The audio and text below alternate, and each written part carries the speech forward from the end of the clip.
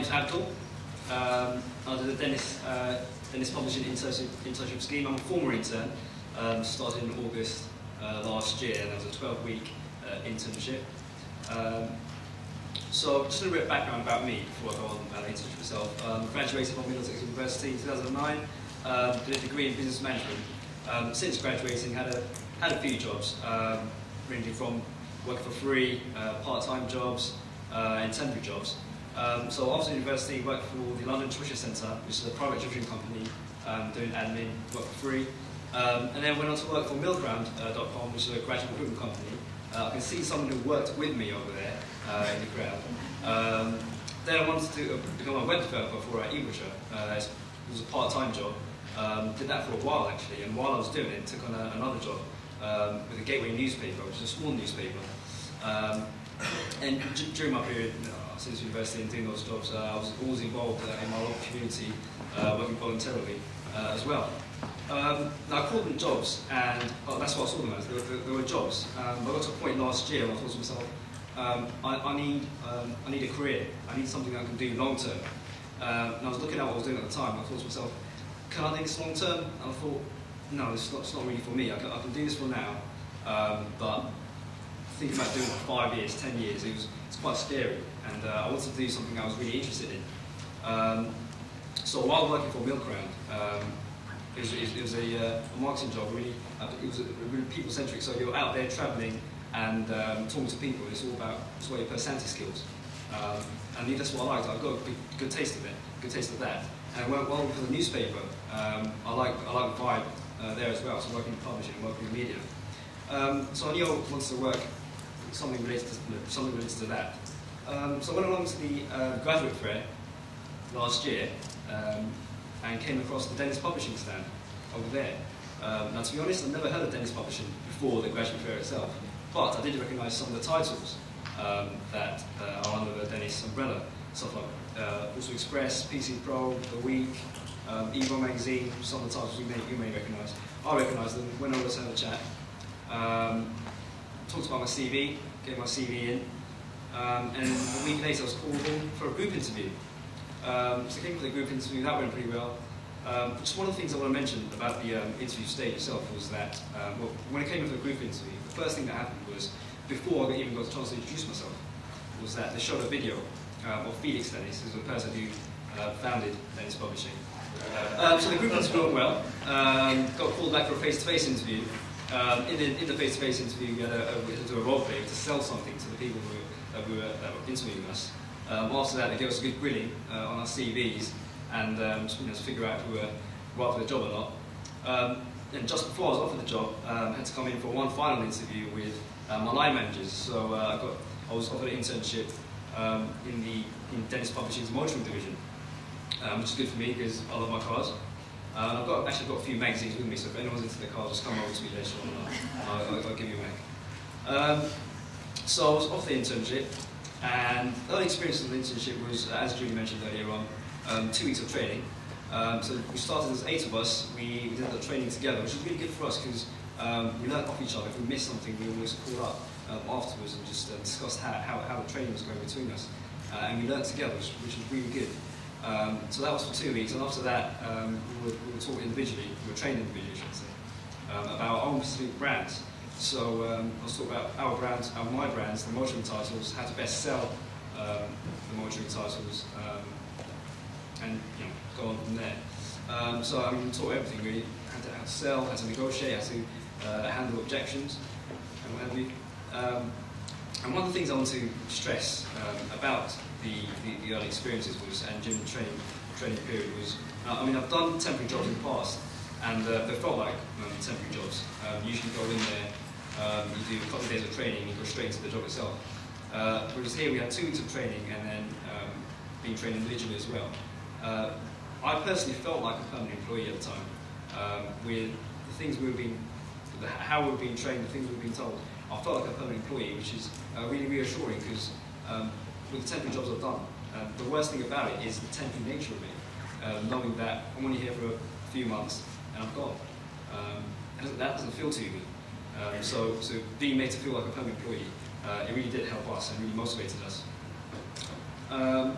So, what did I contribute to Dennis Publishing? Well, after the training period, I was told, right, you're ready to go now. You've got everything you need. We're here to help you. Now go out there. I was in sales. Go out there and make us some money. So at Dennis Publishing, I was given my own patch, as Julie mentioned earlier on. The patch I was given was to sell a direct response advertising into the marketing division, which comes mainly in the form of loose inserts that you get in the mags. Now at Dennis Publishing, the way things used to happen is there was a team selling the loose inserts across all of the magazines. A decision was taken by Dennis to put a single person on each division. I thought you get more out of it that way. So I was taken on as an intern to focus on that. I think I did a pretty good job. I think Dennis's decision was vindicated in splitting up the team, because now the Dennis Publishing Motoring Division carries more loose inserts than any of our competitors, and I managed to achieve that during the internship itself, and just ultimately contributing to the team's success, which ultimately led on to my being offered a permanent position, which I was very happy to accept. So just to give you a quick overview of how I managed to perform since then. So I thought I'd throw it in there, why not? So the target line here, I did initially put up some figures of how much I brought up, but then I was told to take that away because you have to keep few things confidential. The 100%, the 100 line here, that's the target of how much revenue was expected to be brought in. So the blue line there is how much was brought in this period last year, and the red line there is how much it was being brought in this year. Now you can see that last year we were falling just below target. This year in January just over target, February even higher over target. March is going downwards, but considering we're not into March yet, I'm still selling into March. Hopefully that red line will level out and maybe even go upwards. We'll see how things go. Now, what did I get out of it? Well, Julie mentioned the sales conference to Brussels earlier on. That's a picture of me over in Brussels, one of my better behaved pictures. There are many pictures that were chosen, but that's perhaps the only one I could put up here for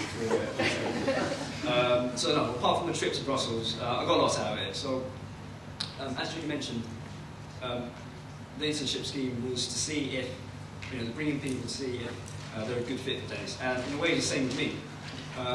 As I said earlier on, I wanted to find a career. I wanted to find something that I can see myself doing long term. And with the temporary nature of the internship,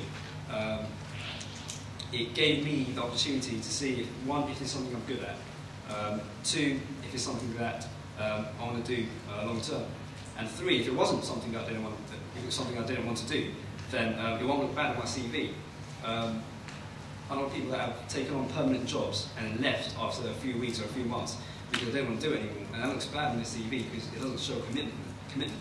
But with it being an internship, if I didn't want to do it, then I can do the 12-week internship scheme and then go on to something else, and it would add to my CV rather than make my CV look a little worse because of what I just mentioned. Also, other things that a lot of people take for granted with internships. A lot of people come from university and I've never worked in an office environment before. So, for example, when I was at university, in my final year, I only had one lecture that started at 9:30 and the rest started in the afternoons. So 4 days a week, I have a lie-in. So with an internship, you come in every day at 9 o'clock, and that's something we take for granted, but just doing that is really valuable and it's something you take with you beyond your internship. And just working to targets, and picking up skills that perhaps I wouldn't have picked up anywhere else. And one of the great things about this internship is that we were taught many transferable skills. So even if I wasn't offered a position at the end of the internship, I could have taken many of the skills that I learned during the internship and taken that with me elsewhere, and hopefully made a success for myself over there. Thank you for listening. If anyone has any questions, I'll be happy to answer them. Hi, my name's Dominic from CRCC Asia China Internship Programme. My question is that we've heard a bit today about sort of unpaid internships and so on, but I think another issue surrounding them is how they potentially can disadvantage some people who don't necessarily live in business centres like London and Manchester and potentially can't support themselves doing an internship either unpaid or on minimum wage. Which is a problem obviously for society, but for businesses as well who want the best talent no matter where they come from. I'm just wondering if you can tell us a little bit about the profile of the people that are on your internship programme at Dennis, whether they lived in London and where they came from really, and how they were able to get into it and support themselves. Under my personal circumstances, I couldn't work for free. As much as I would have liked to have done the job, if it was an unpaid internship, I couldn't have done it. I would have had to stick to doing the part-time job I was doing before I came to Dennis Partnership. Other people that came in for the internship also lived out and they had to pay rent, and they weren't in a position to do an unpaid internship either. So again, as you mentioned, it's down to your personal circumstances. For most of us, we had to be paid to be able to do it, and I'm really glad that we were.